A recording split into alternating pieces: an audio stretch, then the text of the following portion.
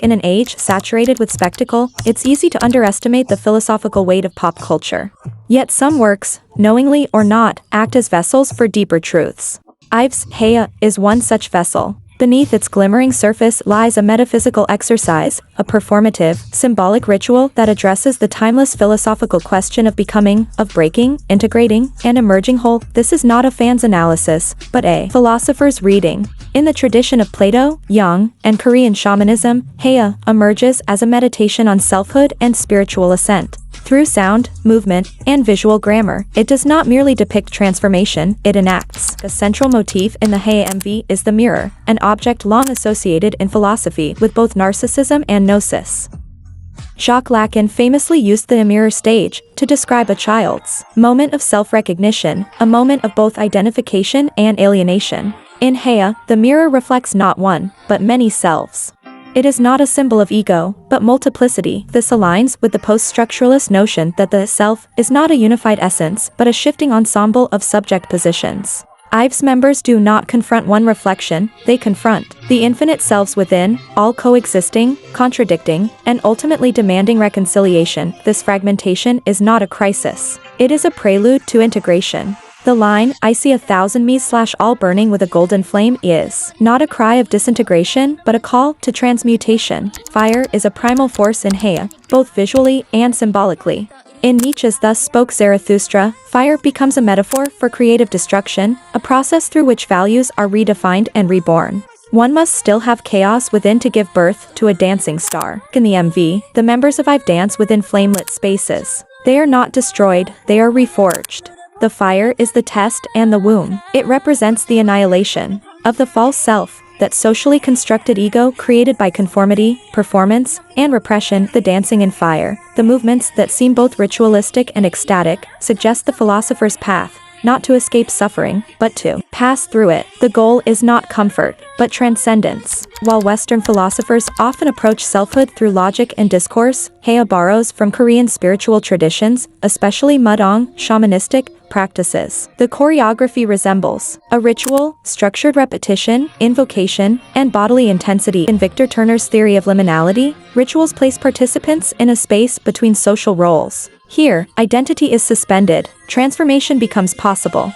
IVE's choreography is not just aesthetic, it's ritual enactment. It creates a liminal space where the performers are neither idols nor ordinary individuals, but vessels of transformation. They embody the liminal body, the body in flux. Their synchronized motions are not just about performance, but ritualized becoming, a philosophical act. The word Heya itself evokes the Korean word He, meaning sun. The sun has long stood as a philosophical symbol for truth, enlightenment, and return. Plato's allegory of the cave ends with the philosopher emerging from darkness into the sun, seeing truth as it is, not as shadow. But Heya twists this allegory. The sun is not just truth, it is selfhood. The self is not something we find outside the cave, but something we ignite from within. As the chorus repeats, Heya, Heya, rise again, we hear echoes of Nietzsche's eternal return, not as nihilistic repetition, but as joyous affirmation. To rise again is not to restart, it is to return transfigured. To understand Heya philosophically, we must analyze its visual semiotics. Red garments,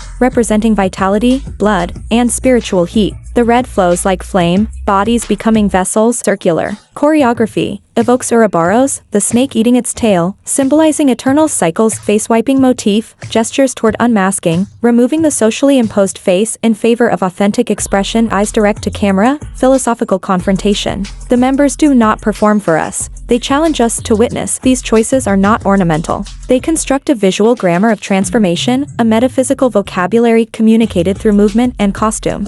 Much of Western philosophy has sidelined femininity, treating it as either excess or lack. Heya, however, reclaims the feminine as a site of spiritual power, not derivative, not supplemental, but original. There is no mimicry of male-coded strength here. Instead, the members channel a feminine sublime, that which is powerful not through dominance, but through presence, intensity, and radiance. The sun, often coded as masculine in Western metaphysics, is reinterpreted here. The feminine becomes the source of illumination.